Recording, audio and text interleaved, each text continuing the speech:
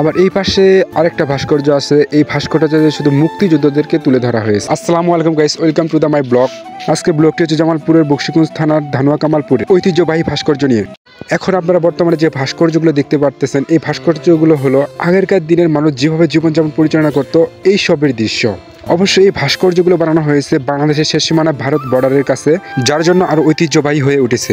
সেখানে বিভিন্ন জেলা থেকে বিভিন্ন থানা থেকে মানুষ গিয়ে জায়গাটি উপভোগ করে থাকেন।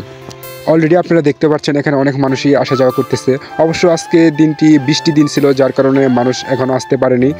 তারপর ভিতরে আপনারা দেখতে পাচ্ছেন অনেক কিছুই আছে, তবে গেট সিস্টেম করা ভিতরে যাওয়ার জন্য তাদের কাছে পারমিশন চাইতে হবে, তা আমরা ভিতরে আর যাইতেছি না। তারপর আশেপাশে যে খালি জায়গাটি আপনারা দেখতে পাচ্ছেন, এই খালি জায়গাটি ভারত থেকে বাংলাদেশে পাথর এনে এখানে রাখা হয়, তারপর অন্যান্য জেলাতে সেল করা হয়। সো তারপর আপনারা যে জায়গাটি দেখতে পাচ্ছেন, এটি হলো বাংলাদেশের শেষ সীমানা। এই রাস্তা দিয়ে ভারত থেকে বাংলাদেশে পাথর আনা হয়। তারপরের পারে ভাস্কর্যটা যদি আপনারা ভালোভাবে লক্ষ্য করে দেখেন, এটা দেখে আপনারা আরও ভালোভাবে উপভোগ করতে পারবেন।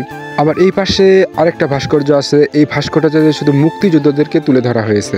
সো আপনারা যদি এমন সুন্দর সুন্দর ভাস্কর্য এবং কি বাংলাদেশের শেষ সীমানা এমন সুন্দর জায়গা উপভোগ করতে চান, তাহলে অবশ্যই জামালপুর জেলার বকশীগঞ্জ থানার ধানুয়া কামালপুরে এসে এই স্থলবন্দরটি আপনারা উপভোগ করতে পারবেন।